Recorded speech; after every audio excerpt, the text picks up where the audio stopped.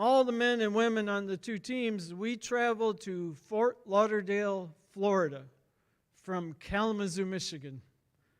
And we stayed in this cheap hotel, and we trained for 2 weeks. Our first day in the pool at the Hall of Fame pool in Fort Lauderdale, which is out open in the sunset, and it doesn't rain much in December. We jumped in the pool for 2 hours. We swam about 8,000 yards or so.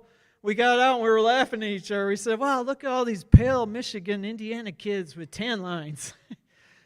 Fascinated me. We kept on training. One night, I was so sick, and my coach kept telling me, don't get out of the water, keep swimming. That was the expectation. I'd get out of the water, throw up in the trash can, get back in the water, and keep swimming. I did this a few times. And I went home and fell asleep. The next morning, I felt a lot better. So we get to Christmas Eve. And I have to tell you this little anecdote. Please don't make fun of me incessantly for admitting this. I had a nickname when I was a college swimmer. They called me Mums. They called me Mums because they said, Russell, you speak so softly, we can't figure out what the heck you're saying. So this big, huge guy, Sullivan, a transfer from Arizona State, huge muscles, great swimmer, he started calling me Mums, then the entire team started calling me Mums. So on Christmas Eve, my teammates and I, we were feeling a bit down because we were all missing our families on Christmas Eve. We'd given up being with our families for the sport of swimming. And someone yells out, Moms ought to stand up and sing us a Christmas song.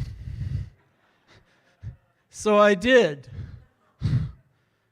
And the first verse went like this.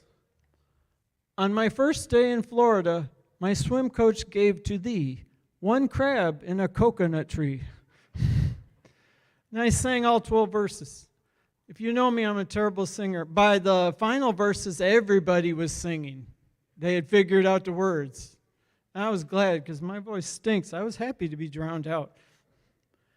At the end of the year at the swim team banquet, they told my parents, you wouldn't believe on Christmas Eve what your son did. We thought he was so quiet, and he stood up and sang for us. And then they told him, and it seemed like after that he became a better swimmer, which was true. My second week in Fort Lauderdale, I caught my stroke. The condition started. I became a better swimmer. By the end of the year, I was voted most improved swimmer on the team. But the reason I tell this story is something I heard 3 days ago. The spot where I sang my song to my team was on the second floor balcony of the Three Crowns Hotel in Fort Lauderdale. And this past Thursday at the funeral, when Gene Brannigan's nephew got up and shared, he said, and Gene, a young swimmer of 17 at the time, told me to climb up to the second floor of the Three Crowns Hotel because they'd gotten locked out of their room. So I thought, wow, me and Gene stayed at the Three Crowns 10.5 years apart. We both trained in the Hall of Fame swimming pool. Gene was a state champion in a relay. I placed in the state relay with my team. Gene beat me to Tallahassee by 16 years. I beat him to the baptistry by 6 years. And about 10 days ago, Gene beat me to Paradise. He finished the race. That is a manifestation of Acts 17. That God determines the times and places people would live. That Gene and I appeared at the same hotel 10.5 years apart, only to one day join as brothers in Christ in this church is a miracle of God. That's how I see it.